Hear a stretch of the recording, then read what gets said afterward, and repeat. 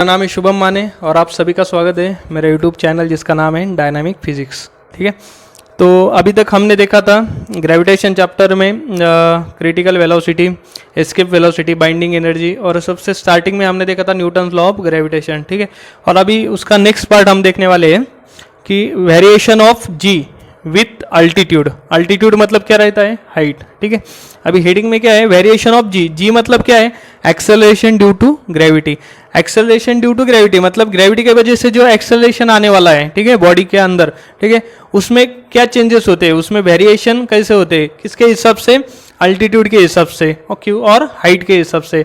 मतलब जैसे हाइट बढ़ाएंगे वैसे जी क्या बढ़ने वाला है, या हाइट अगर हमने बढ़ाई तो जी कम होगा, ये हमको मालूम नहीं अभी। ठीक है, तो जी में क्या चेंजेस हो रहे हैं अकॉर्डिंग टू हाइट, वो हमको क्या करने के? फाइंड आउट करने के। ठीक है, इसलिए हेडिंग क्या है हमारी? Variation of G with altitude और हाइट। ठीक है, तो सबसे पहले हम क्या करेंगे, एक बॉडी लेंगे जिसका मास होगा स्मॉल m। ठीक है, और उसको कहाँ पे रखेंगे? ऑन द सरफेस ऑफ अर्थ। ठीक है, और बाद में हम क्या करेंगे, वो बॉडी जिसका मास m है उसको क्या करेंगे? ऊपर उठाएंगे एट हाइट h के ऊपर उसको रख देंगे। ठीक है, और ये दोनों केसेस में हम क्या फाइंड आउट करेंगे? जी का वैल्यू फाइंड आउट करेंगे। ठीक है, और उसके हिसाब से हमको पता चलेगा कि इसका हाइट अगर हमने बढ़ाया तो जी बढ़ेगा या कम होगा, वो हमको पता चल जाएगा। ठीक है, तो हमको सबसे पहले क्या निकालना पड़ेगा? जब body on the surface of earth होगी तब उसका एक्सेलरेशन ड्यू टू ग्रेविटी यानी कि जी का वैल्यू कितना आएगा, और जब हम उसको एक हाइट h के ऊपर लेके जाएंगे तब उसका जी का वैल्यू कितना आएगा, वो हमको निकालना पड़ेगा। ठीक है, तो हमने एक बॉडी कंसीडर किया जिसका मास है m, और उसको क्या किया? फर्स्ट केस में ऑन द सरफेस ऑफ अर्थ के ऊपर रख दिया। ठीक है, अर्थ का रेडियस कितना है? कैपिटल R, मास कितना है? m। ठीक है, और बाद में सेकेंड केस में उसको क्या कर दिया? एक हाइट h के ऊपर लेके गए। ठीक है, उसका मास सेम जितना यहाँ पे m था उधर उतना m है। ठीक है, तो फर्स्ट केस हम जब देखेंगे, जब क्या बॉडी क्या होगी? On the surface of earth होगी, तब क्या होगा? ठीक है, तो फर्स्ट केस में क्या? एफ जी मतलब क्या? Gravitational force is equal to G into capital M into small m divide by R square. ये फॉर्मूला है। ठीक है, ये फॉर्मूला कहाँ से आया? न्यूटन्स लॉ ऑफ ग्रेविटेशन से। ठीक है, ग्रेविटेशनल फोर्स का ये फॉर्मूला। ठीक है, इस ग्रेविटेशन फोर्स की जगह पर मैं क्या लिख सकता हूँ? mg लिख सकता हूँ। ये कहाँ से आया? According to Newton's second law. Newton's का सेकेंड लॉ क्या बोलता है? Force is equal to mass into acceleration, और यहाँ पर एक्सेलरेशन a किससे डिनोट किया जाता है? g से डिनोट किया जाता है, इसलिए मैंने क्या लिया? m इंटू जी। और अभी ये जो m है मास, वो कैपिटल M लेंगे या स्मॉल m लेंगे? तो हम क्या लेंगे? स्मॉल m लेंगे। क्यों? क्योंकि एक्सेलरेशन किसके ऊपर एक्ट हो रहा है? बॉडी के ऊपर एक्ट हो रहा है। अर्थ के ऊपर एक्ट हो रहा है क्या? नहीं, बॉडी के ऊपर एक्ट हो रहा है, इसलिए मास भी किसका लेना पड़ेगा? वो बॉडी का लेना पड़ेगा, इसलिए स्मॉल m लिया। mg इज इक्वल टू, यहाँ पर क्या आ गया? जैसा था वैसा ही g into capital M into small m divide by R square. ठीक है, डिवाइड बाय आर स्क्वेयर।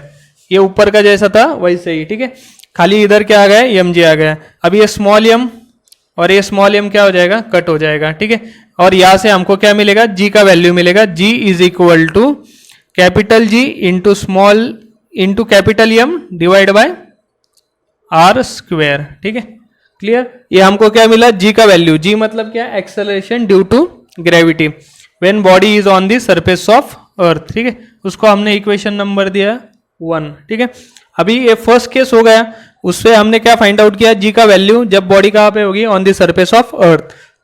अभी सेकेंड केस, जब हमने क्या किया? बॉडी को एट हाइट h ऊपर लेके गए और वो एक एट हाइट h पे उसको रख दिया, और अभी हमको क्या फाइंड आउट करने का? उसका acceleration due to gravity at height h। ठीक है, तो वही सेम यूज करेंगे। यहाँ पर भी क्या लेंगे? Gravitational force. ग्रेविटेशनल फोर्स का फॉर्मूला क्या आएगा इस केस में? Capital G into capital M into small m divide by क्या आ जाएगा? R plus H whole square. यहाँ पर क्या आया था? R स्क्वायर आया था, यहाँ पर क्या आएगा? R plus H whole square, क्योंकि उसका हाइट भी ऐड हो गया ना, सेंटर से वो बॉडी का डिस्टेंस क्या है अभी? R plus H. यहाँ पर क्या था? खाली R था, लेकिन यहाँ पर क्या है? R plus H whole square, इसलिए R plus H whole square आ गया। ठीक है, और ग्रेविटेशनल फोर्स की जगह पे हम क्या लिखेंगे? m into g. ठीक है, m into g according to Newton second law. और यहाँ पे जी के वजह से हम क्या लिखेंगे, जी के अलावा जी सफिक्स एच लिखेंगे, मतलब acceleration due to gravity at height H, इसलिए यहाँ पर मैंने क्या लिया, जी सफिक्स, उसके नीचे स्मॉल एच निकाल दिया। ठीक है, और ये M G is equal to ये फॉर्मूला आ गया। ठीक है, यहाँ पर भी हम स्मॉल एम क्या करेंगे, कट कर देंगे। ठीक है, मतलब जी एच का फॉर्मूला आ गया हमारा capital G into capital M divide by R plus H whole square. ठीक है, इसको हमने इक्वेशन नंबर सेकेंड दे दिया। ठीक है, मतलब हमारे पास अभी दो फॉर्मूले आ गए एक्सेलरेशन ड्यू टू ग्रेविटी के। फर्स्ट, जब बॉडी कहाँ पे होगी, ऑन द सरफेस ऑफ अर्थ, तब जी का वैल्यू इतना रहेगा। जब उसको हाइट एच के ऊपर लेके जाएंगे तब acceleration due to gravity G H का वैल्यू क्या आ जाएगा, इतना आ जाएगा। ठीक है, तो अभी हम क्या करेंगे, dividing equation second by first, ये जो सेकेंड इक्वेशन है उसको क्या करेंगे, फर्स्ट इक्वेशन से डिवाइड कर देंगे। ठीक है, मतलब सेकेंड इक्वेशन का जो लेफ्ट हैंड साइड है वो इस जी से डिवाइड करेंगे और राइट हैंड साइड इसके राइट हैंड साइड से डिवाइड कर देंगे। ठीक है, इसलिए यहाँ पर क्या है, ऊपर का जी एच डिवाइड बाय इधर का लेफ्ट हैंड साइड में क्या है, जी, इधर डिवाइड में जी आ गया है। ठीक है, इज इक्वल टू इधर के राइट हैंड साइड में क्या है, ये पूरा टर्म, ये G M divide by R plus H whole square, और ये टोटल टर्म डिवाइड करेंगे किससे, G M divide by R square से डिवाइड कर देंगे। ठीक है, अभी यहाँ पर कॉमन क्या है, जी एम, ये दोनों क्या हो गए, कट हो गए।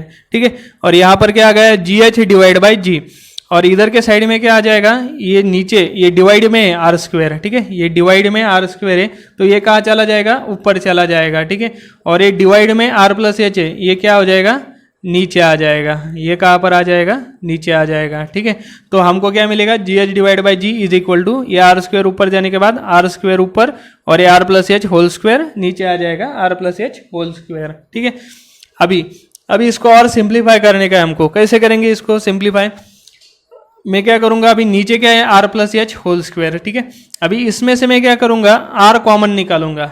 यहाँ पर दो टर्म है, ये आर और ये एच, ये दोनों टर्म से मैं क्या कॉमन निकालूंगा, आर कॉमन निकालूंगा। ठीक है, अब इस ब्रैकेट से मुझे आर बाहर निकालने का है, तो यहाँ पर क्या आर निकलेगा, क्या नहीं, क्या निकलेगा, आर स्क्वायर निकलेगा। क्यों, क्योंकि ब्रैकेट का भी क्या है, स्क्वायर है, इसलिए जब भी आर हम कॉमन निकालेंगे तब क्या आ जाएगा, वो आर स्क्वायर बाहर आ जाएगा। ठीक है, तो अंदर क्या बचा, यहां से आर निकलने के बाद यहां पर क्या बचेगा, 1, तो मैंने इधर 1 लिख दिया, प्लस साइन जैसी है वैसे ही रहेगी। ठीक है, और यहाँ पर अभी ये दोनों टर्म से मैंने आर कॉमन निकाला ना, तो पहले में तो आर था वो बाहर निकल गया और इधर क्या बच गया, 1। अभी सेकंड में आर है क्या निकालने के लिए, नहीं है। ठीक है, आर नहीं है, इसलिए मैं क्या करूंगा, ये एच के टर्म को किससे डिवाइड करूंगा, आर से डिवाइड करूंगा, इसलिए यहाँ पर क्या आ गया, एच डिवाइड बाय आर, और ये whole bracket square as it is रह गया है। ठीक है, अभी ये डिवाइड क्यों करना पड़ा आर से, क्योंकि यहाँ पर आर है क्या, अभी एच के साथ में आर है क्या, नहीं है। ठीक है,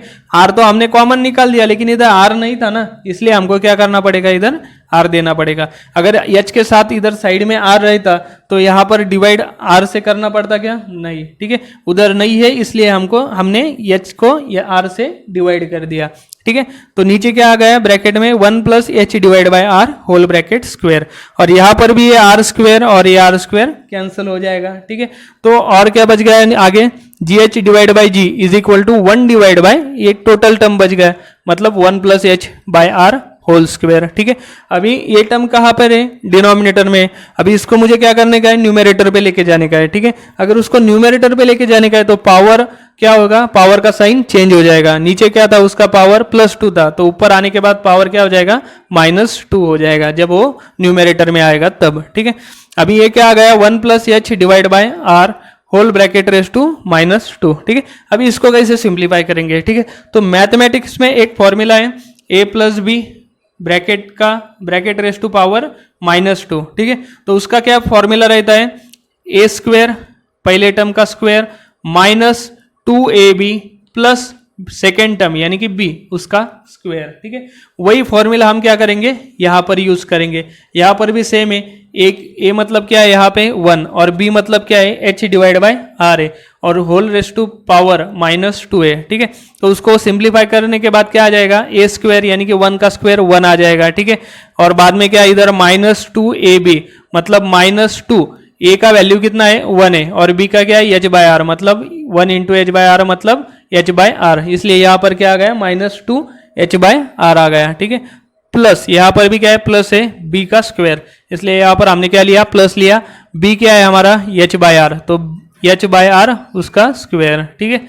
अभी ये हो गया सिंप्लीफिकेशन, लेकिन इसमें अगर केयरफुली देखा जाएगा ये पूरे ब्रैकेट के अंदर, तो ये टर्म कौन सा है एच डिवाइड बाय आर, और उसका क्या है स्क्वायर है, ठीक है। एच क्या है अपना हाइट, सैटेलाइट का height from the surface of अर्थ, और कैपिटल आर क्या है रेडियस ऑफ द अर्थ, ठीक है। तो आर के कंपैरिजन में एच का वैल्यू कैसा है बहुत छोटा है, क्योंकि अर्थ की रेडियस बहुत बड़ी है, और एच कितना होगा छोटा होगा कंपैरिजन में अर्थ के रेडियस के कंपैरिजन में, ठीक है। और उसमें क्या है अभी ये टर्म क्या हो जाएगी एच बाय आर उसका स्क्वायर, मतलब क्या हो जाएगी H square divide by R square, बराबर है। मतलब सबसे छोटी वैल्यू है वो न्यूमेरेटर पे है, और सबसे बड़ी वाली वैल्यू वो कहाँ पर है डिनोमिनेटर में, ठीक है। तो इसका टोटल वैल्यू कितना आ जाएगा बहुत कम आने वाला है, क्योंकि डिनोमिनेटर में क्या है बहुत बड़ी वैल्यू से हम उसको क्या कर रहे हैं डिवाइड कर रहे हैं। अगर किसी चीज को बहुत बड़ी वैल्यू से हम डिवाइड करेंगे तो टोटल वैल्यू क्या हो जाएगी कम हो जाएगी, ठीक है। इसलिए H square divide by R square ये अप्रोक्सीमेटली क्या आने वाला है 0 आने वाला है। क्यों आने वाला है, क्योंकि एच का वैल्यू कैसा है बहुत ही छोटा है आर के कंपेरिजन में, ठीक है। H square by R square इसलिए की वजह से क्या आने वाला है 0 आने वाला है। तो इस पूरे टर्म के जगह पर मैं क्या लिखूंगा 0 रख दूंगा, ठीक है। तो मेरा G H by G is equal to क्या आ जाएगा 1 माइनस 2h बाय आर, ये टर्म क्या हो गई 0 हो गई, ठीक है। मतलब मेरा जी एच बाई जी इसका वैल्यू क्या आएगा 1 minus 2h divide by are, ठीक है। और हमारा हेडिंग क्या था स्टार्टिंग में variation of G with altitude, मतलब जी में होने वाले चेंजेस विथ अल्टीट्यूड, ठीक है। मतलब जब कोई हाइट नहीं था तब उसका एक्सेलरेशन कितना था स्मॉल जी था, ठीक है। और जब वो हाइट पे गया तो उसका एक्सेलरेशन कितना हो गया जी एच हो गया, ठीक है। और उसका वैल्यू किसके ऊपर डिपेंड है एच के ऊपर डिपेंड है और आर के ऊपर डिपेंड है, बराबर है। क्योंकि इस फॉर्मूले में क्या है खाली 2 ही टर्म आ गए ना एच और आर, हाइट और रेडियस। और ये रेडियस है वो किसकी रेडियस है अर्थ की रेडियस है, वो तो फिक्स रहने वाली, वो चेंज होने वाली है क्या नहीं। क्या चेंज होने वाला है खाली हाइट चेंज होने वाला है और बॉडी का, ठीक है। मतलब जैसे हम हाइट बढ़ाएंगे वो बॉडी का हाइट क्या करेंगे बढ़ाएंगे, वैसे ये टर्म क्या होने वाली है बढ़ने वाली है, ठीक है। ये न्यूमरेटर का वैल्यू अगर बढ़ गया तो ये पूरा टर्म का वैल्यू क्या हो जाएगा बढ़ जाएगा, ठीक है। अगर ये वैल्यू बढ़ गया तो 1 माइनस अगर बड़ी चीज कर देंगे तो ये टोटल वैल्यू क्या होने वाला है कम होने वाला है, ठीक है। समझ गए क्या, एच का वैल्यू अगर बढ़ गया, ठीक है, हमने क्या कर दिया बॉडी का हाइट बढ़ा दिया, अगर उसका एच बढ़ा दिया मतलब एच कहाँ पर है न्यूमेरेटर में, अगर न्यूमेरेटर का वैल्यू बढ़ा दिया तो ये टोटल क्या हो जाएगा बढ़ जाएगा, ठीक है, क्योंकि एच बढ़ाने के वजह से। अगर ये टोटल बढ़ गया और वो टोटल टर्म हमने क्या किया है 1 में से माइनस किया है, ठीक है, तो ये पूरा जो आने वाला है रिजल्टेंट आंसर वो क्या हो जाएगा कम हो जाएगा, क्योंकि 1 माइनस बड़ी चीज हम कर देंगे तो आने वाला आंसर क्या होने वाला है कम होने वाला है, ठीक है। मतलब जी एच का वैल्यू क्या होने वाला है कम होने वाला है, कब जब हम हाइट बढ़ाएंगे तब, ठीक है। मतलब जैसे जैसे हम हाइट बढ़ाएंगे वैसा वैसा एक्सेलरेशन ड्यू टू ग्रेविटी क्या होने वाला है कम होने वाला है, ठीक है। इसलिए हमने क्या लिख दिया as H increases value of G is decreases, ठीक है। और यहां पर थोड़ा कंफ्यूजिंग लग रहा है तो यहां पर भी हम देख सकते हैं, यहां पर कैसा है G H divide by G is equal to R square divide by R plus H whole bracket square, ठीक है। मतलब जी एच का वैल्यू किसके ऊपर डिपेंड है आर पे और एच पे डिपेंड है, ठीक है। और आर तो फिक्स है हमारा, यानी कि किसके ऊपर डिपेंड हो गया खाली एच के ऊपर डिपेंड हो गया, और एच कैसा है डिनोमिनेटर में है, ठीक है। मतलब एच का वैल्यू जैसे बढ़ाएंगे वैसा ये पूरा टर्म क्या हो जाएगा कम हो जाएगा, मतलब जी एच का वैल्यू क्या हो गया कम हो गया। कब कम हो जाएगा वो जैसे हम हाइट बढ़ाएंगे वैसे वो जी एच का वैल्यू कम होने वाला है, ठीक है। ये हो गया variation of G with altitude और हाइट। अभी हम देखने वाले हैं variation of G with depth, मतलब अभी जो बॉडी को हमने ऊपर लेके गए, ठीक है, अभी वो बॉडी को क्या करेंगे अर्थ के सरफेस के अंदर लेके जाएंगे और फिर जी में क्या चेंजेस होते हैं, ठीक है, वो देखने वाले हैं, ठीक है।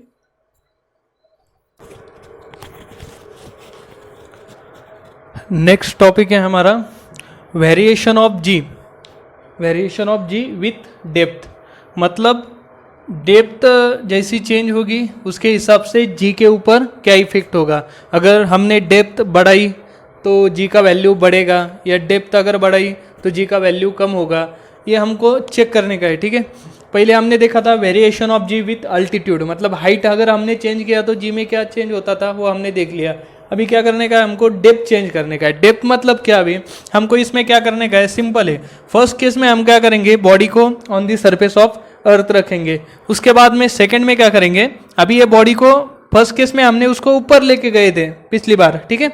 अभी क्या करेंगे, उसको नीचे लेके जाएंगे। नीचे मतलब बिलो दी सरफेस ऑफ अर्थ, ठीक है। मतलब अभी ये सरफेस के ऊपर था बॉडी, अभी मैंने क्या कर दिया, इस सरफेस से उठा के उसको नीचे लेके गया है, ठीक है।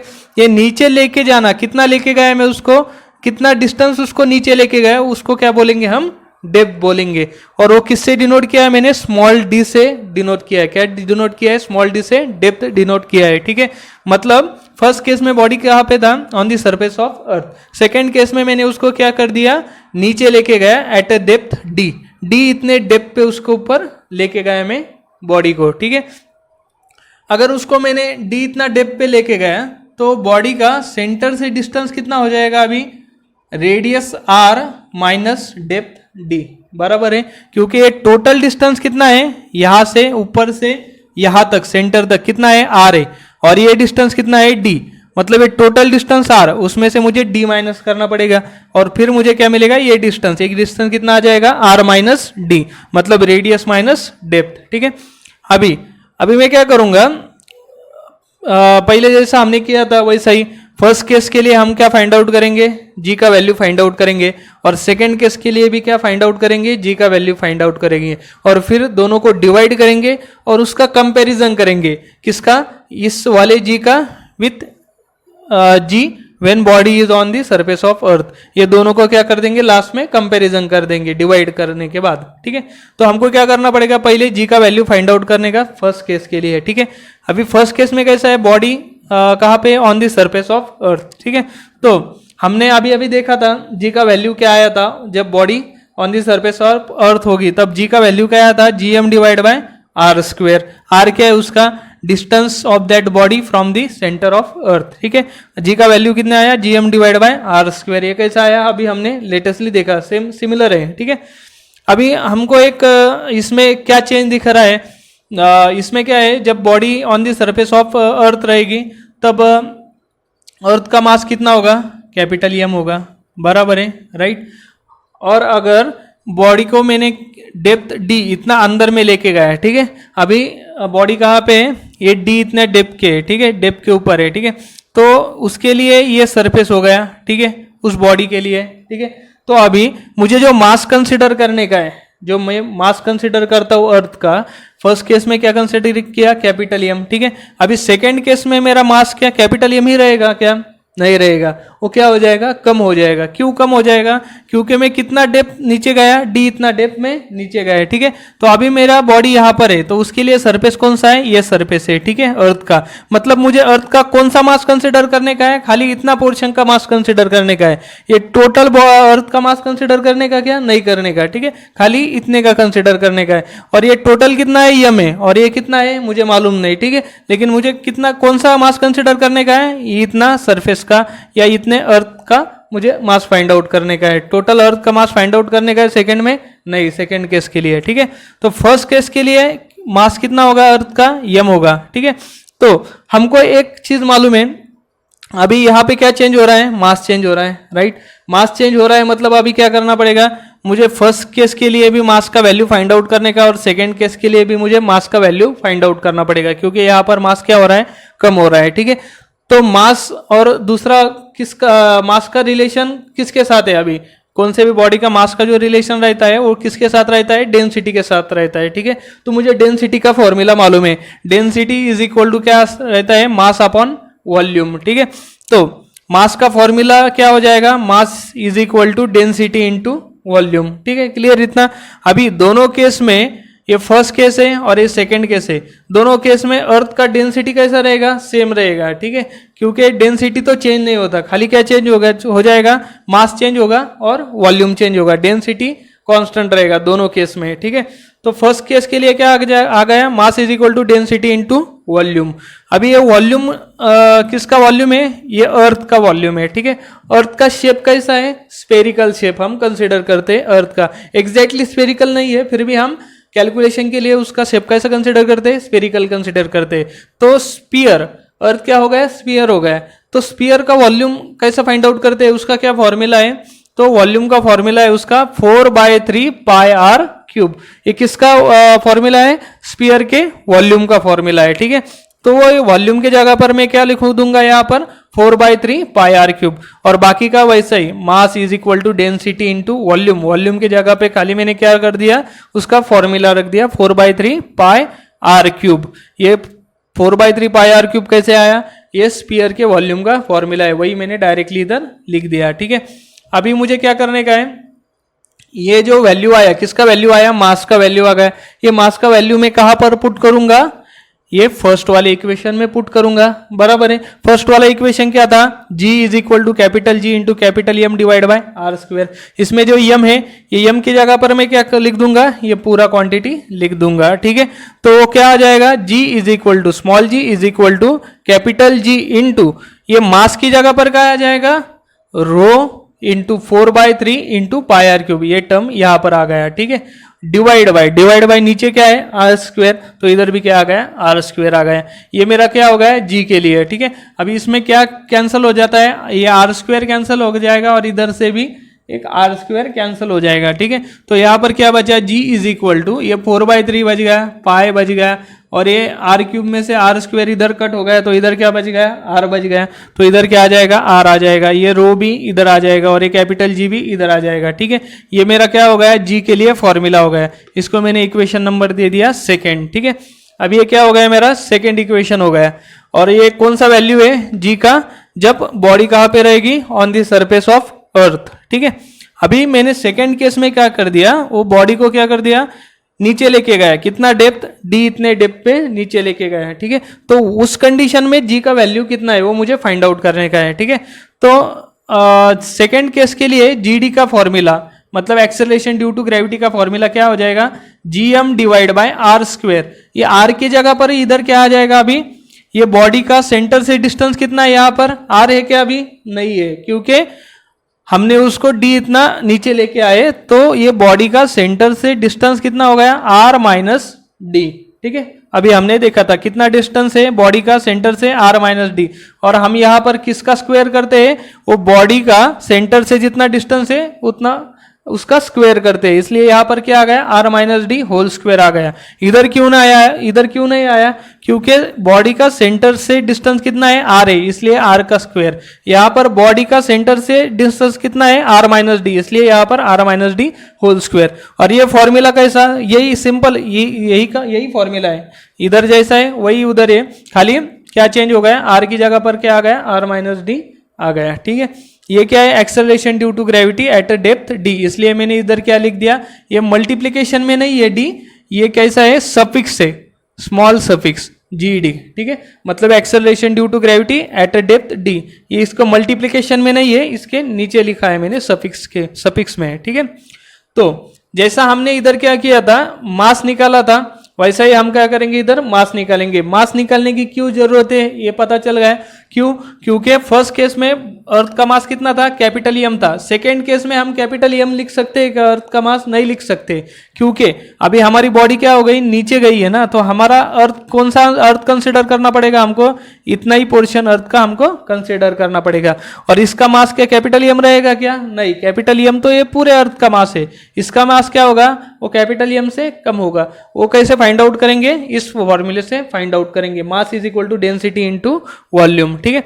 तो वही फॉर्मूला मैंने इधर लिख दिया, mass is equal to density into volume, ठीक है। तो डेंसिटी तो दोनों केस में कैसा रहेगा? अर्थ का सेम रहेगा।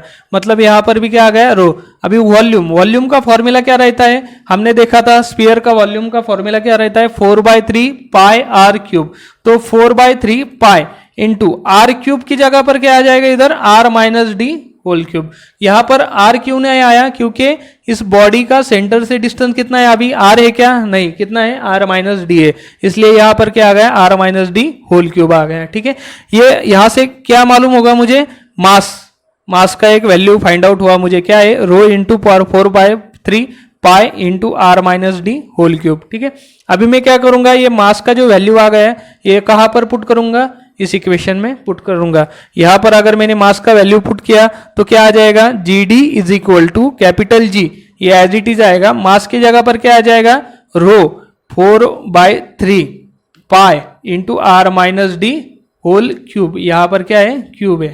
ठीक है, 4/3 pi R minus D whole cube. ठीक है, और ये नीचे का R minus D whole square, यहां पर R minus D whole square. क्या किया हमने, मास का वैल्यू कहां पर रख दिया, इस इक्वेशन में डाल दिया, और ये इक्वेशन क्या हो गया, फिर ये एज इट इज ऐसा हो गया। ठीक है, अभी इसमें क्या कर सकते हैं, R minus D whole square ये कट करेंगे और इसका स्क्वायर कट हो जाएगा, यहां पर क्या बचा, खाली एक आर माइनस डी बच गया है। ठीक है, तो यहां से जी डी का फॉर्मूला क्या आ गया, G D is equal to ये 4/3 यहां पर लिख दिया पाई, और ये R minus D whole cube था तो इसका स्क्वायर और इसका स्क्वायर कट हो गया था, तो यहां पर क्या बचा, खाली आर माइनस डी बच गया, और ये रो और ये कैपिटल जी इधर के साइड में। ये किसका वैल्यू आ गया है, जी डी का वैल्यू। जी डी मतलब क्या है, ये मल्टीप्लीकेशन में है क्या, नहीं, ये किसका है, जी के साथ सफिक्स है। ठीक है, नीचे मतलब ये acceleration due to gravity at the depth d, और ये कौन सा है, g, acceleration due to gravity on the surface of earth. तो अभी पिछली बार की तरह हम क्या करेंगे, इस इक्वेशन को इससे डिवाइड कर देंगे। ठीक है, मतलब dividing equation number 3 by equation number 2, मतलब इसको क्या कर दिया, इससे डिवाइड कर दिया। ठीक है, तो इससे डिवाइड करने के बाद क्या आ जाएगा, ये जी डी इधर डिवाइड बाय, ये इससे डिवाइड करने का है हमको, किससे, ये सेकेंड इक्वेशन से, तो जी डी डिवाइड बाय ये जी इज इक्वल टू, इधर के साइड में क्या था, 4/3 पाई आर माइनस डी रो जी, इधर लिख दिया मैंने ऊपर, डिवाइड बाय इसके साइड में क्या था, इधर का 4/3 pi are row ji, 4/3 pi are रो जी लिख दिया। क्या लिख किया मैंने, इस इक्वेशन को इस इक्वेशन से डिवाइड कर दिया। ठीक है, अभी यहाँ पर क्या क्या कैंसिल हो जाएगा, ये डेंसिटी रो रो कट कैंसिल हो जाएगा, ये जी कैंसिल हो जाएगा, ये 4/3 पाई, ये 4/3 पाई कैंसिल हो जाएगा। ठीक है, मतलब क्या बचा यहाँ, G D divide by G is equal to क्या, ऊपर क्या बचा, आर माइनस डी, नीचे क्या बचा, आर। ठीक है, अभी इसको क्या कर दूंगा, ये नीचे का आर है उसको सेपरेटली डिवाइड कर दूंगा। अगर इसको सेपरेट डिवाइड कर दिया तो आर बाय आर क्या आ जाएगा, 1 आ जाएगा, माइनस ये डी को आर से डिवाइड किया तो डी बाय आर आ जाएगा, मतलब जी D divide by G is equal to क्या आ गया, 1 माइनस डी बाय आर आ गया है। ठीक है, अभी इससे क्लियरली हमको पता चलता है कि जी डी यानी कि ये मल्टीप्लिकेशन में नहीं है, फिर से एक बार बता देता हूँ, ये डी वाला जी के साथ मल्टीप्लिकेशन में नहीं है, उसका सफिक्स है। ठीक है, तो ये जी डी जो है acceleration due to gravity at a depth D, इसका वैल्यू किसके ऊपर डिपेंड है, डेप्थ डी के ऊपर डिपेंड है, और आर रेडियस पे डिपेंड है। अभी अर्थ का रेडियस तो चेंज नहीं होने वाला, खाली क्या चेंज होने वाला है, डी चेंज होने वाला है। इसके वजह से जी डी का वैल्यू किसके ऊपर डिपेंड हो गया, खाली डेप्थ डी के ऊपर डिपेंड हो गया। मतलब जैसा हम डेप्थ बढ़ाएंगे, क्या करेंगे हम, जैसे जैसा डेप्थ बढ़ाएंगे, मतलब जैसे जैसे हम अंदर जाएंगे वैसा वैसा हमारा क्या बढ़ेगा, डेप्थ बढ़ेगा। जैसे जैसे हम अंदर जाएंगे तो वैसा वैसा हमारा डेप्थ डी बढ़ जाएगा। अगर ये डी बढ़ गया तो ये टोटल वैल्यू क्या हो जाएगी, बढ़ेगी। ठीक है, और ये 1 माइनस, अगर बड़ा वैल्यू माइनस करेंगे 1 से तो ये टोटल वैल्यू क्या हो जाएगा, कम हो जाएगा। ठीक है, ये क्या हो जाएगा, टोटल वैल्यू कम हो जाएगा, मतलब मेरा एक्सेलरेशन ड्यू टू ग्रेविटी क्या हो रहा है, कम हो रहा है। कब, जब मैं डेप्थ बढ़ा रहा हूं, तब डेप्थ बढ़ा रहा हूं मतलब क्या कर रहा हूं, मैं ज्यादा अंदर जा रहा हूं, अर्थ सरफेस से ज्यादा नीचे जा रहा हूं। ठीक है, जैसे जैसे मैं नीचे जाऊंगा वैसे वैसा मेरा डेप्थ डी बढ़ेगा, डेप्थ डी बढ़ेगा तो ये डी बाय आर का वैल्यू क्या हो जाएगा, बढ़ जाएगा। और ये बड़ा वैल्यू अगर मैंने 1 से माइनस कर दिया तो ये टोटल वैल्यू क्या हो जाएगा, कम हो जाएगा। अगर ये टोटल वैल्यू कम हो गया मतलब मेरा एक्सेलरेशन ड्यू टू ग्रेविटी क्या हो जाएगा, कम हो जाएगा। यही मैंने लिखा है, as depth increases acceleration due to gravity decreases, मतलब जैसे जैसे डेप्थ बढ़ेगी वैसा वैसा एक्सेलरेशन ड्यू टू ग्रेविटी क्या हो जाएगी, कम हो जाएगी। अभी अगर कोई भी body on the surface of earth होगी, सरफेस के ऊपर हो जाएगी, तब डी का वैल्यू कितना होगा, 0 होगा, बराबर है ना। अगर अर्थ के सरफेस के ऊपर है तो कुछ डेप्थ नीचे है क्या बॉडी, नहीं, कहाँ पर है, सरफेस के ऊपर है। अंदर है क्या कुछ सरफेस के, नहीं, मतलब डी का वैल्यू कितना आ जाएगा, 0। और ये डी का वैल्यू अगर इधर 0 डाल दिया तो इधर के साइड में क्या बचेगा, खाली 1। इसका मतलब G D is equal to g, मतलब वहाँ पर क्या रहेगा, कुछ डेप्थ होगा क्या, नहीं होगा, मतलब एक्सेलरेशन का वैल्यू कितना आ जाएगा, जी आ जाएगा, ठीक है।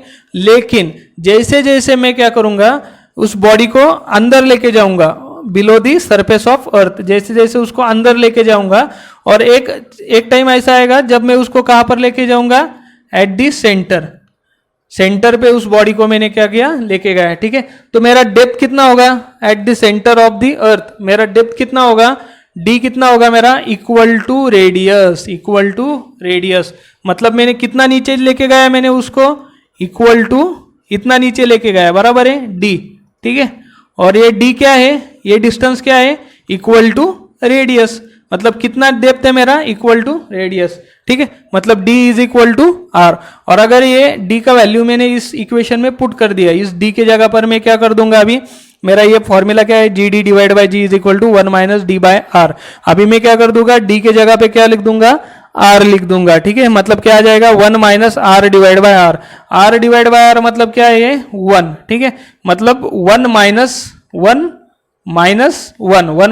कितना आ जाएगा, 0, मतलब मेरे जी डी का वैल्यू क्या आ गया, 0 आ गया, ठीक है। कब, जब मैं बॉडी कहाँ पे लेके जाऊंगा, at the centre of earth, मतलब at the centre of earth हमारा एक्सेलरेशन ड्यू टू ग्रेविटी कितना रहता है, 0 रहता है, कितना रहता है, 0 रहता है। ये एमसीक्यूज में बहुत बार क्वेश्चन आता है कि एक्सेलरेशन ड्यू टू ग्रेविटी ये कहाँ पर 0 रहता है, on the surface of earth या एट द सेंटर ऑफ अर्थ।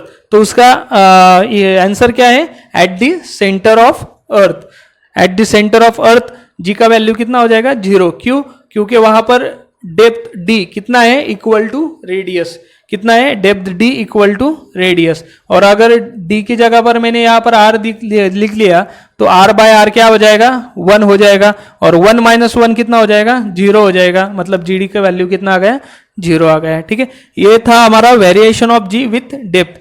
अभी नेक्स्ट हम देखेंगे variation of G with altitude हो गया, डेप्थ हो गया, अभी क्या आ जाएगा, लैटिट्यूड आ जाएगा, ठीक है। अभी तक हमने देखा था variation of G with height, variation of G with depth. अभी हमको देखने का variation of G with latitude, मतलब लैटिट्यूड में चेंजेस होने की वजह से जी में क्या चेंजेस हो गए वो देखने के। अगर लैटिट्यूड अगर हमने बढ़ाया तो जी बढ़ेगा, या लैटिट्यूड अगर कम किया तो जी कम होगा, ये हमको देखने का है, ठीक है। तो एग्जैक्टली लैटिट्यूड मीन्स क्या है वो पहले हमको देखना पड़ेगा, ठीक है। सो अर्थ है वो अपनी अर्थ स्टेशनरी है या रोटेशन में है, तो अर्थ इज इन रोटेशन, ठीक है। और earth is performing circular motion around its polar axis, ठीक है। अभी पोलर एक्सिस कौन सा है अर्थ का, ये यहाँ पे एक अर्थ दिखाया मैंने, ये इसका पोलर एक्सिस अर्थ का, ठीक है। और ये जो हॉरिजॉन्टल लाइन है ये उसका कौन सा एक्सिस है, इक्वेटोरियल एक्सिस, और ये एक्सिस कौन सा है, polar axis of the earth, ठीक है। So earth is a continuously in rotation, earth क्या है, कंटिन्यूअसली रोटेशनल मोशन परफॉर्म कर रहा है अराउंड दी पोलर एक्सिस। ये जो पोलर एक्सिस है उसके अलॉन्ग में क्या कर रहा है, अर्थ कंटिन्यूअसली रोटेट हो रहा है, ठीक है, फ्रॉम वेस्ट टू ईस्ट, मतलब इस डायरेक्शन में क्या हो रहा है, अर्थ कंटिन्यूअसली रोटेट हो रहा है, ठीक है।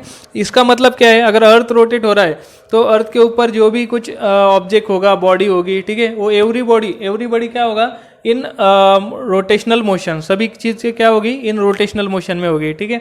सो अगर वो मोशन में होगा मतलब उसका हर एक चीज़ को क्या होगा, एक्सेलरेशन होगा, बराबर है, ठीक है। सो हमने क्या किया, एक अर्थ कंसिडर किया, ठीक है, वो क्या है, continuously in rotational motion about it's polar axis, ठीक है। So let us consider, so to find out the variation of g with latitude, let us consider a body at a point p। कोई भी एक point p consider किया हमने अर्थ के ऊपर, जहां पर हमने क्या लिया, एक बॉडी लिया, ठीक है। और वो बॉडी को क्या किया, सेंटर से ज्वाइन किया, तो ये लाइन कौन सी हो गई, OP, ठीक है। और ये OP क्या है, equal to radius of the earth, radius of the earth मतलब कैपिटल R, ठीक है। और ये जो लाइन ड्रॉ किया है सेंटर से बॉडी तक, उस लाइन ने इक्वेटोरियल लाइन के साथ जो एंगल बनाया है वो कितना है, पाई, ठीक है। यहाँ पर किससे डिनोट किया है, वो पाई से डिनोट किया है, तो यही एंगल, इसको क्या हम बोलते हैं, लैटिट्यूड बोलते हैं। क्या बोलते हैं, लैटिट्यूड। मतलब लैटिट्यूड मतलब क्या हो गया, angle made by the body, angle किसने बनाया है? ये बॉडी ने बनाया है, ठीक है।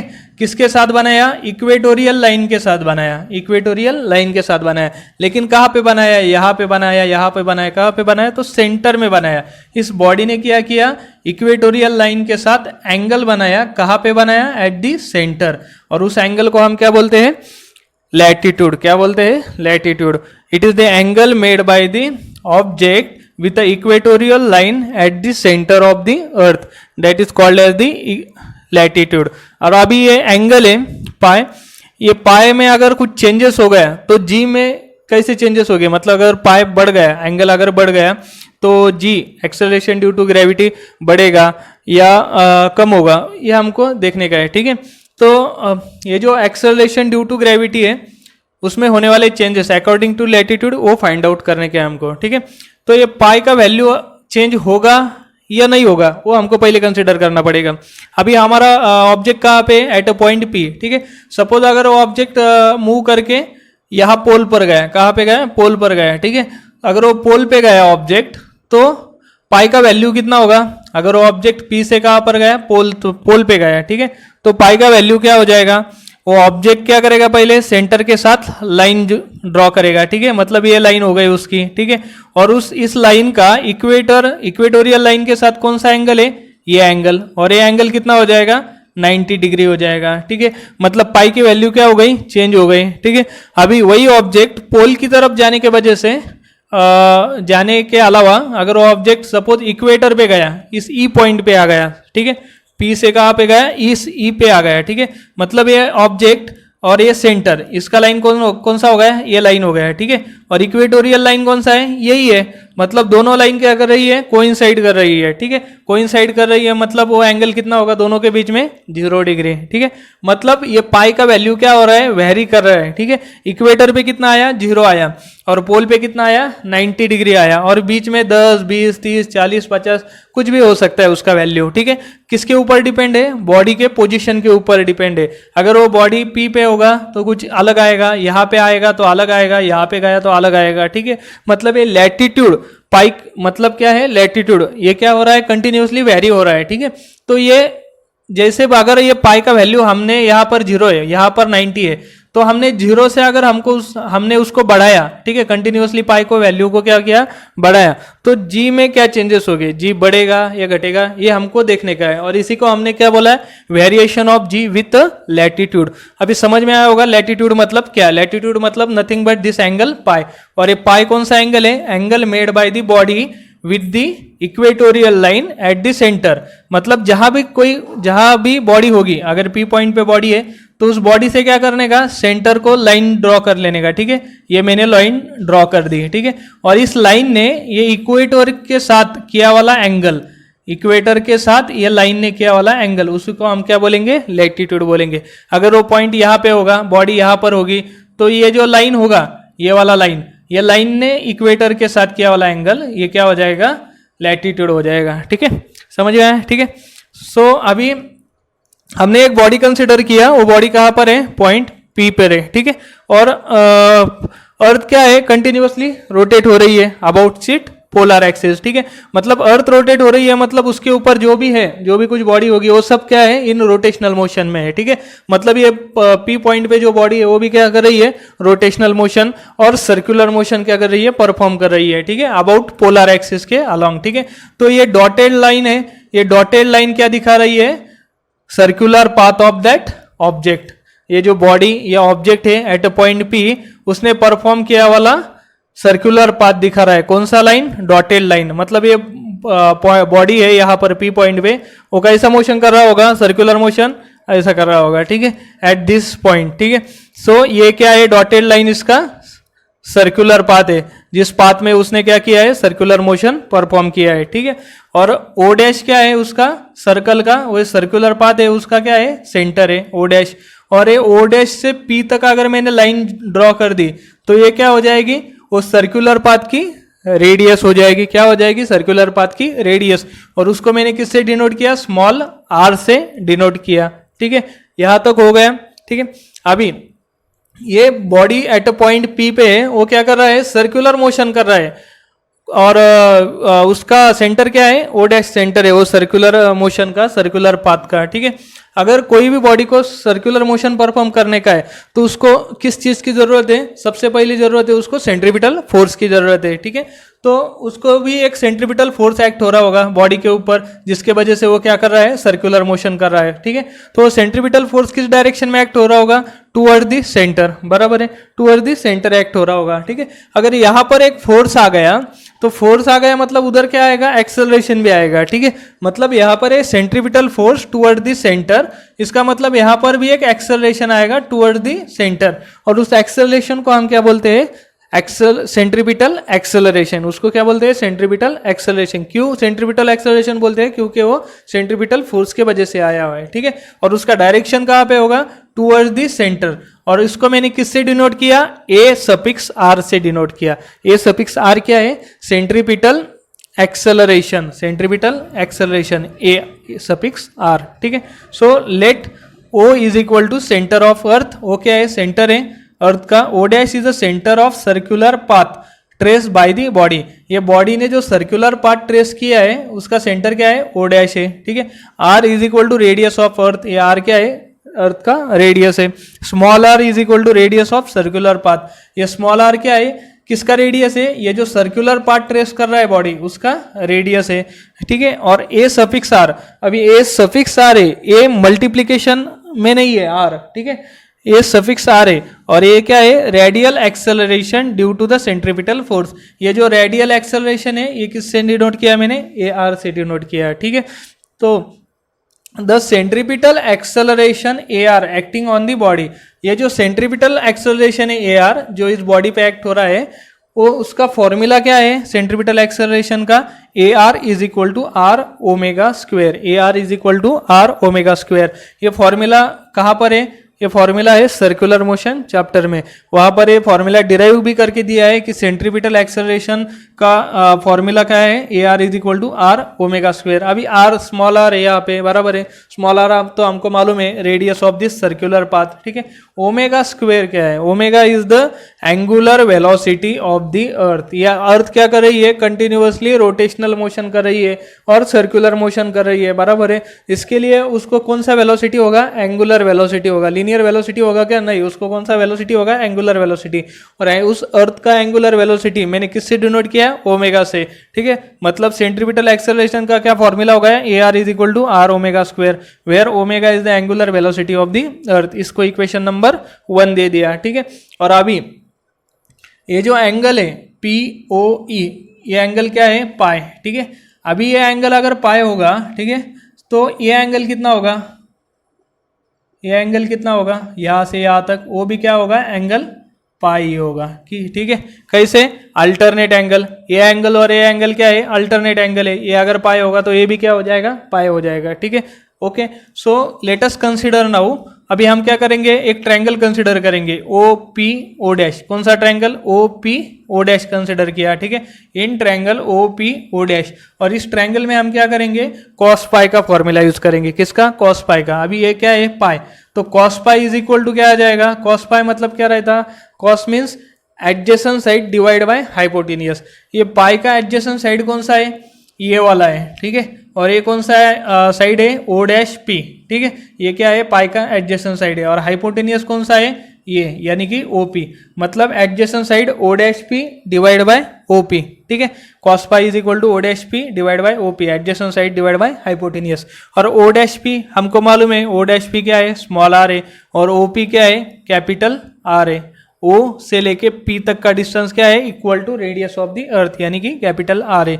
यहाँ से स्मॉल आर का फॉर्मूला मिल गया हमको, small R is equal to, ये आर क्या हो जाएगा, इस कॉस पाई के साथ मल्टीप्लाई हो जाएगा, तो R small R is equal to capital R cos pi, ठीक है। ये स्मॉल आर का हमको क्या मिल गया, वैल्यू मिल गया, ठीक है। सो अभी ये वैल्यू क्या करेंगे, स्मॉल आर का हम कहाँ पे पुट करेंगे, इस इक्वेशन नंबर 1 में पुट करेंगे, ठीक है। फिर हमारा सेंट्रीपिटल एक्सेलरेशन क्या आ जाएगा, A R is equal to क्या है हमारा centripetal acceleration, are omega square, ठीक है। तो लेकिन इस स्मॉल आर की जगह पर हम क्या लिखेंगे, कैपिटल आर कॉस पाई, तो क्या आ जाएगा, कैपिटल आर कॉस पाई ओमेगा स्क्वायर। ये किसका वैल्यू आ गया, रेडियल एक्सेलरेशन और सेंट्रीपिटल एक्सेलरेशन का फॉर्मूला आ गया। ठीक है। अभी हमने देखा था कि रेडियल एक्सेलरेशन और सेंट्रीफ्यूगल एक्सेलरेशन किससे डिनोट किया था हमने, ए आर से। उसका क्या फॉर्मूला आया था, A R is equal to R cos pi omega square. क्या आया था, आर कॉस पाई ओमेगा स्क्वायर। ठीक है, अभी उसका नेक्स्ट पार्ट हम देखेंगे। अभी तक हमने क्या किया, खाली हमको पता चल गया लैटिट्यूड मीन्स क्या रहता, वो मालूम हो गया। ठीक है, उसके बाद में हमने क्या किया, सेंट्रीपिटल फोर्स एक्ट होता है बॉडी के ऊपर, वो फाइंड आउट किया। सेंट्रीपिटल फोर्स के वजह से कौन सा एक्सेलरेशन आता है, सेंट्रीपिटल एक्सेलरेशन, वो हमने किससे डिनोट किया, ए आर से डिनोट किया।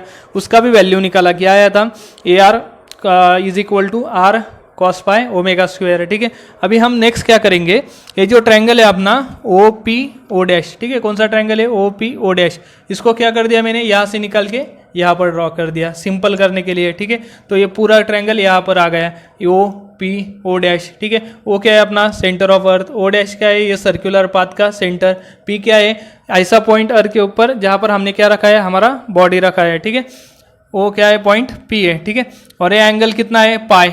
ठीक है, अभी मैंने क्या कर दिया, अभी मैंने एक काम कर दिया कि एक अपना सेंट्रीपिटल एक्सेलरेशन है ए आर, ये किस डायरेक्शन में एक्ट हो रहा है, toward the centre. Toward the centre मतलब इस डायरेक्शन में एक्ट हो रहा है, बराबर है, इस डायरेक्शन में एक्ट हो रहा है। जब भी कोई सर्कुलर मोशन आता है कहीं पे, तो वहाँ पर पहली चीज़ आती है सेंट्रीपिटल फोर्स। ठीक है, जो कहाँ पर एक्ट होता है, टुवर्ड द सेंटर एक्ट होता है। और उसके साथ में क्या आता है, सेंट्रीपिटल एक्सेलरेशन मतलब ए आर, वो भी कहाँ पर एक्ट होता है, टुवर्ड द सेंटर। और उसके साथ में एक चीज कौन सी आती है, सेंट्रीफ्यूगल फोर्स। कौन सा, सेंट्रीफ्यूगल फोर्स। सेंट्रीपिटल फोर्स कहाँ पे एक्ट होता है, टुवर्ड द सेंटर। और सेंट्रीफ्यूगल फोर्स कहाँ पे एक्ट हो रहा है, away from the centre. Away from the centre, ये क्या हो गया, टुवर्ड द सेंटर। और अवे फ्रॉम द सेंटर क्या हो जाएगा, इस डायरेक्शन में, क्योंकि सेंटर क्या है, ओ डैश है, इस सर्कुलर पाथ का सेंटर क्या है, ओ डैश है, ओ डैश। ये क्या हो गया, toward the centre centripetal acceleration. और अवे फ्रॉम द सेंटर ये क्या हो जाएगा, सेंट्रीफ्यूगल एक्सेलरेशन, सेंट्रीफ्यूगल एक्सेलरेशन। और वो दोनों एक्सेलरेशन कैसे रहते हैं, सेम रहते हैं। ठीक है, ये किसके वजह से आया, सेंट्रीपिटल फोर्स के वजह से आया। ये सेंट्रीफ्यूगल एक्सेलरेशन किसके वजह से आया, सेंट्रीफ्यूगल फोर्स के वजह से आया। और दोनों फोर्स इक्वल रहे, इसलिए दोनों एक्सेलरेशन भी क्या होते हैं, इक्वल होते हैं। खाली उनमें क्या चेंजेस होता है, डायरेक्शन में चेंज होता है।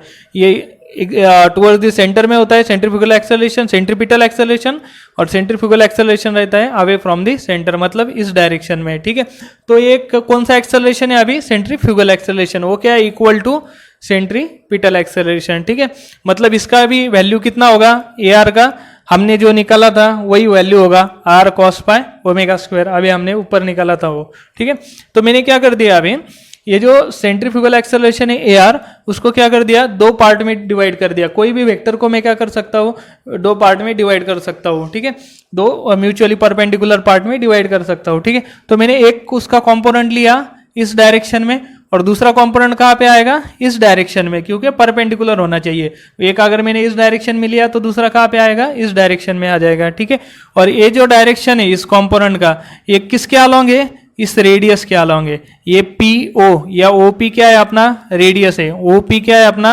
रेडियस है अर्थ का, और ये ओ पी यानी कि रेडियस के अलॉन्ग में ये कंपोनेंट है, बराबर है। मतलब इसको नाम क्या मिलेगा, रेडियल कंपोनेंट। रेडियल क्यों बोले हम, क्योंकि रेडियस के अलॉन्ग में, इसके लिए उसको क्या बोला, रेडियल कंपोनेंट। और एक दूसरा कंपोनेंट है, ये क्या है, परपेंडिकुलर कंपोनेंट। क्यों परपेंडिकुलर कंपोनेंट, क्योंकि वो रेडियल एक्सिस को और रेडियल कंपोनेंट को कैसा है, परपेंडिकुलर है। ठीक है, राइट। मैंने क्या कर दिया, ए आर को क्या कर दिया, दो पार्ट में डिवाइड कर दिया, एक है रेडियल कंपोनेंट, दूसरा है परपेंडिकुलर कंपोनेंट। ठीक है, अभी मैं ए आर से ये दोनों कंपोनेंट का वैल्यू भी फाइंड आउट कर सकता हूँ। ठीक है, कैसे फाइंड आउट करेंगे हम वैल्यू, वो पहले देखेंगे। ये एंगल कितना है अपना, पाई। ठीक है, ये एंगल अगर पाई होगा तो ये एंगल कितना होगा, पाई होगा। क्यों, क्योंकि opposite angle are always equal. ये अगर पाई है तो ये एंगल क्या है, इसका अपोजिट एंगल है। कौन सा एंगल, यहां से लेकर यहां तक का एंगल। तो ये पाई है तो ये अपोजिट वाला एंगल भी कितना हो जाएगा, पाई हो जाएगा। ठीक है, अभी ये ए आर है। ठीक है, मतलब अभी ये कंपोनेंट क्या आ जाएगा, ए आर कॉस पाई।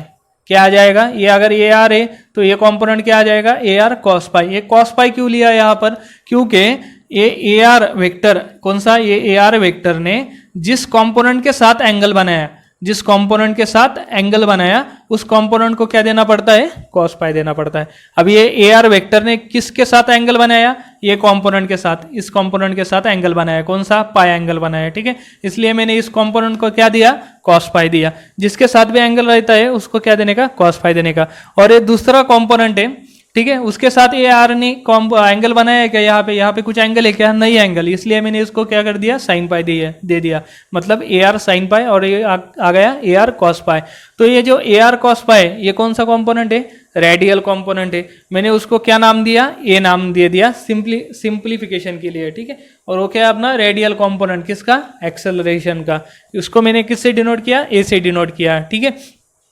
तो radial component of the acceleration a, उसका वैल्यू कितना आया, ये रेडियल कंपोनेंट का ए आर कॉस पाई, क्या आ गया, ए आर कॉस पाई आ गया, ठीक है।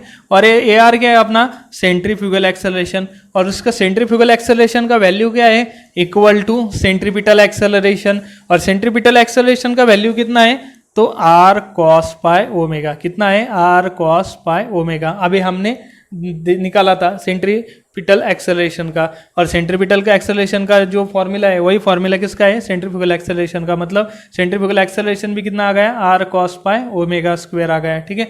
तो ये मैं क्या करूंगा, अभी इस ए आर की जगह पे लिख दूंगा, किसकी जगह पे, ए आर की जगह पे लिख दूंगा। यहाँ से ए आ गए, ए इज इक्वल टू, ये ए आर की जगह पे क्या लिखूंगा मैं, आर कॉस पाई ओमेगा स्क्वायर, आर कॉस पाई ओमेगा स्क्वायर इनटू ये साइड वाला कॉस पाई मल्टीप्लिकेशन में, ठीक है। ये दोनों मल्टीप्लाई हो जाएंगे, कॉस पाई और कॉस पाई क्या हो जाएंगे, मल्टीप्लाई होके क्या आ जाएगा, कॉस स्क्वायर पाई आ जाएगा, ठीक है। तो बचा क्या, आर ओमेगा स्क्वायर, तो आर ओमेगा स्क्वायर और एक cos pi cos square phi. ये क्या आ गया मेरा, किसका वैल्यू है, ए का वैल्यू है। ए का वैल्यू कितना आ गया, are omega square cos square pi. कैसे आया समझ में आ गया।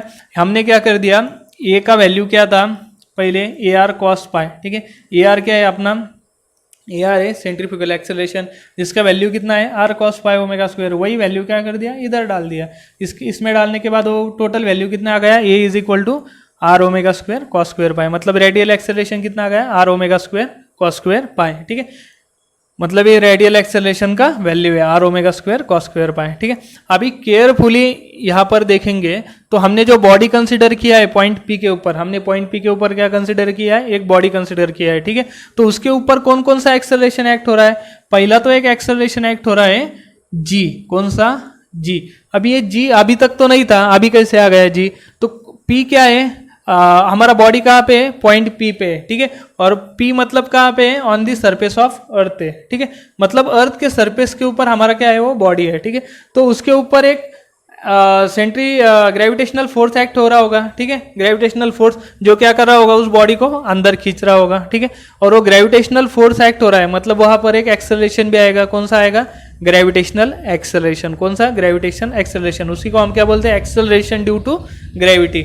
और वो हम किससे डिनोट करते हैं, जी से डिनोट करते हैं। और वो किस डायरेक्शन में एक्ट होगा, टूवर्ड द सेंटर, इस डायरेक्शन में। वही मैंने क्या दिया, इधर डिनोट किया, इस डायरेक्शन में क्या डिनोट किया, जी डिनोट किया।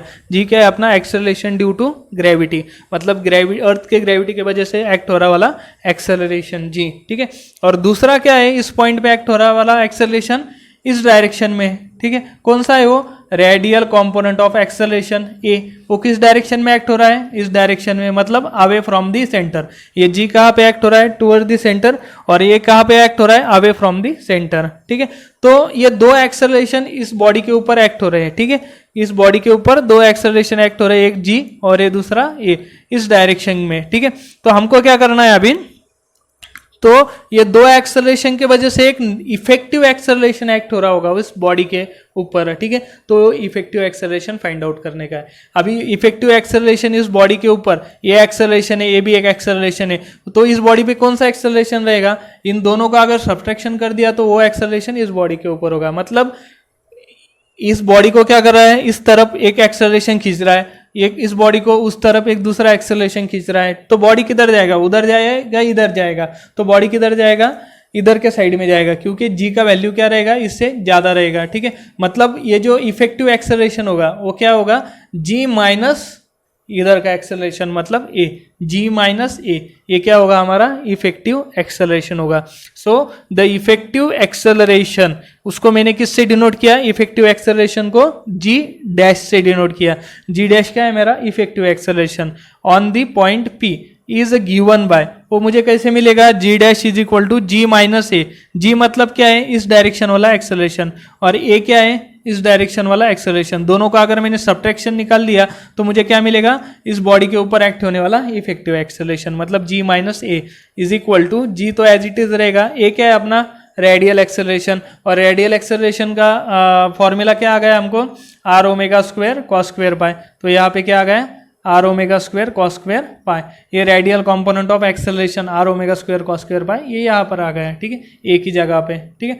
तो g dash is equal to g minus r omega square cos square phi, ये क्या है अपना effective acceleration, effective acceleration due to gravity, मतलब इस बॉडी पे एक्ट होने वाला इफेक्टिव एक्सेलरेशन, ठीक है। सो अभी ये जी का वैल्यू किसके ऊपर डिपेंड है, ये किसके ऊपर डिपेंड है, पाई के ऊपर डिपेंड है। किसके ऊपर डिपेंड है, पाई के ऊपर डिपेंड है। अभी पाई का वैल्यू अगर मैंने बढ़ाया, क्या किया, बढ़ाया, तो जी में क्या चेंजेस हो गए, एक जी बढ़ेगा या कम होगा वो भी हम देखेंगे, ठीक है।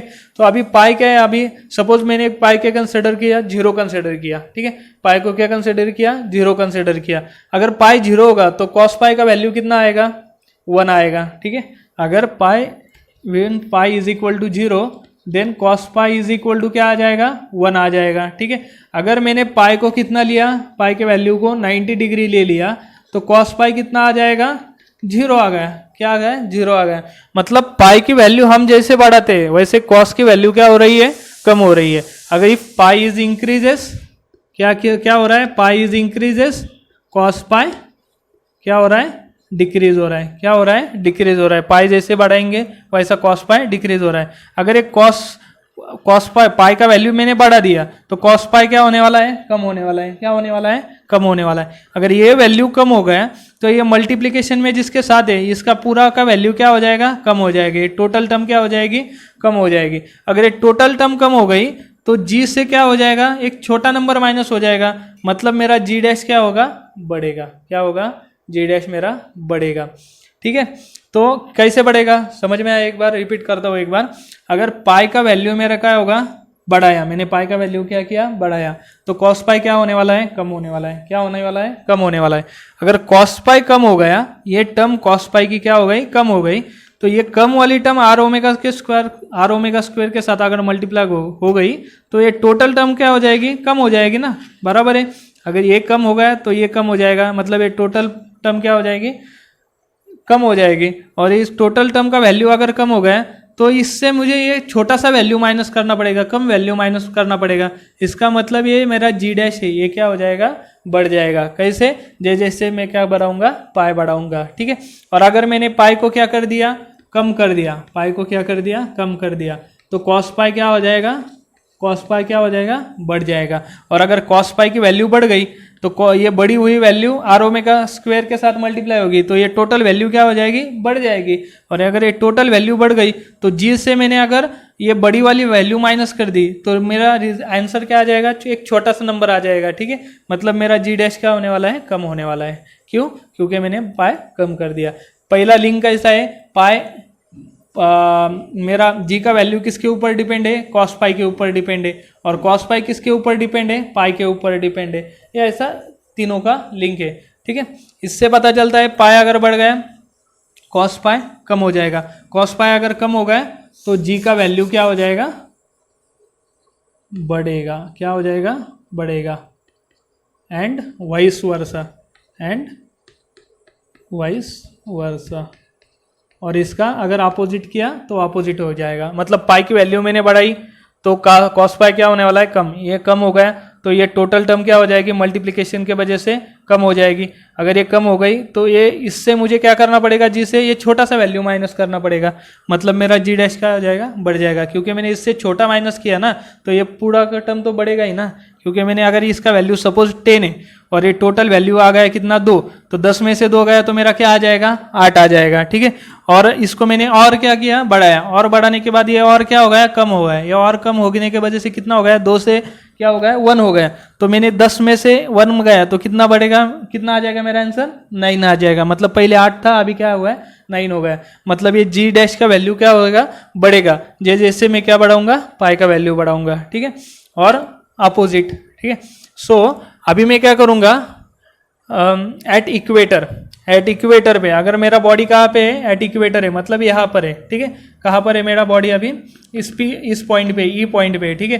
तो पाई का वैल्यू कितना होगा, मैं क्या करूँगा पाई मतलब क्या है ये जो बॉडी का सेंटर से लाइन ड्रॉ कर देने का और उसका इक्वेटर के साथ कौन कितना एंगल है, यहाँ पर कुछ एंगल है क्या, नहीं, मतलब पाई कितना है 0 है।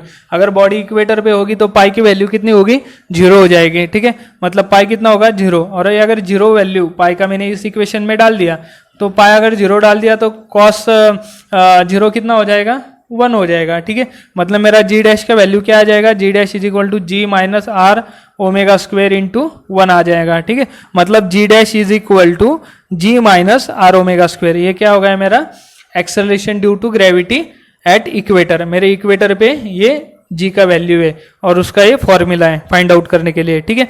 और अभी मैं जाऊंगा एट पोल, अगर मैं यहाँ से डायरेक्टली शिफ्ट होके इस पॉइंट पे गया, ठीक है, तो अभी मेरा पाई का वैल्यू कितना होगा 0 होगा या 90 होगा या 45 होगा देखना पड़ेगा। मैं क्या करूंगा ये बॉडी को ओ से ज्वाइन कर दूंगा, ये लाइन है, ठीक है। और ये लाइन ने इक्वेटर के साथ कितना एंगल बनाया, ये 90 डिग्री एंगल बनाया, ठीक है। ये लाइन बॉडी का सेंटर के साथ जो लाइन है इस लाइन ने इक्वेटर के साथ कितना एंगल बनाया 90 डिग्री एंगल बनाया, ठीक है। मतलब पाई की वैल्यू कितनी हो गई 90 डिग्री।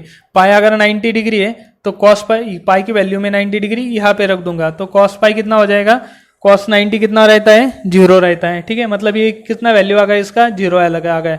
मतलब g dash is equal to ये जी माइनस वैसे के वैसा आर ओमेगा स्क्वायर वैसे के वैसा, और एक कॉस पाई की जगह क्या आ गया है 0 आ गया है, क्योंकि पाई का वैल्यू कितना है 90 और कॉस 90 कितना रहता है 0 रहता है, इसलिए 0 आ गया है। और ये 0 इंटू आर ओमेगा स्क्वायर क्या आ जाएगा 0 आ जाएगा। मतलब g dash is equal to g dash is equal to जी।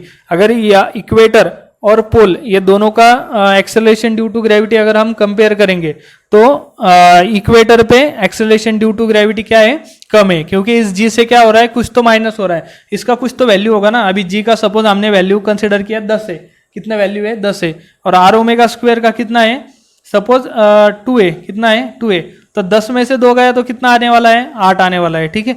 लेकिन अभी जी का वैल्यू हमने कितना कंसिडर किया था 10, मतलब यहाँ पर कितना है 10, इससे कुछ माइनस हो रहा है क्या, नहीं हो रहा है। मतलब जी डैश का भी वैल्यू कितना आ रहा है 10 ही आ रहा है, और इधर कितना आ रहा था 8।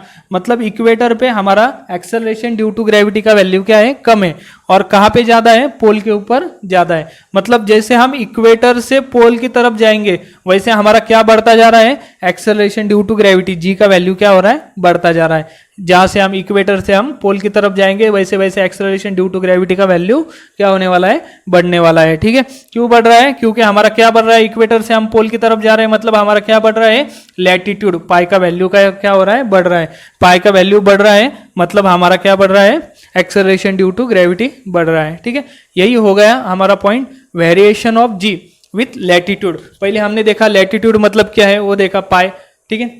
पाई मतलब क्या रहता है, वो बॉडी ने सेंटर के साथ एक लाइन ड्रॉ की और ये लाइन ने इक्वेटोरियल लाइन के साथ जो एंगल बनाया है उसको हम क्या बोलते हैं लैटिट्यूड, और वो पाई से डिनोट किया, ठीक है। उसके बाद में हमने क्या निकाला एक्सेलरेशन, सेंट्रीपिटल एक्सेलरेशन निकाला, ठीक है। उसका वैल्यू आ गया था आर कॉस पाई ओमेगा स्क्वायर, ठीक है। फिर मैंने क्या कर दिया सिंप्लीफाई के लिए ये ट्रायंगल यहाँ पर ड्रॉ कर दिया, ठीक है। ये ट्रायंगल यहाँ पर ड्रॉ करने के बाद ये उसका centripetal acceleration towards the centre, इसी के साथ एक दूसरा एक्सेलरेशन होगा centrifugal acceleration away from the centre.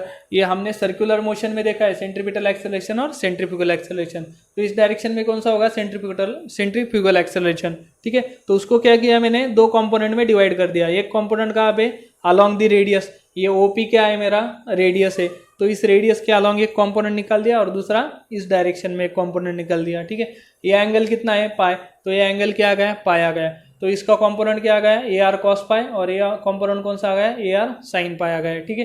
तो इस पॉइंट पी के ऊपर दो एक्सेलरेशन है, कौन सा, ये पहला जी किसके वजह से आ रहा है, ग्रेविटेशनल फोर्स के वजह से आ रहा है, वो उसको क्या कर रहा है, बॉडी को अंदर खींच रहा है। और दूसरा कंपोनेंट एक एक्सेलरेशन है, कौन सा, रेडियल कंपोनेंट, ये जो रेडियल कंपोनेंट है एक्सेलरेशन का, वो उसको क्या कर रहा है, बाहर खींच रहा है, बाहर की तरफ खींच रहा है, एक अंदर की तरफ खींच रहा है। तो पॉइंट पी पे कितना एक्सेलरेशन होगा, ये जी माइनस ये ए, जी माइनस ए कर दिया तो कितना एक्सेलरेशन होगा वो हमको मिल जाएगा। मतलब जो इफेक्टिव एक्सेलरेशन होगा इस पॉइंट पी के ऊपर जी डैश इज इक्वल टू क्या हो जाएगा, जी माइनस ए, और एक ही जगह पे हमने क्या लिख दिया, r omega square cos square phi, और ये हमको क्या मिल गया, g dash is equal to g minus r omega square cos square pi.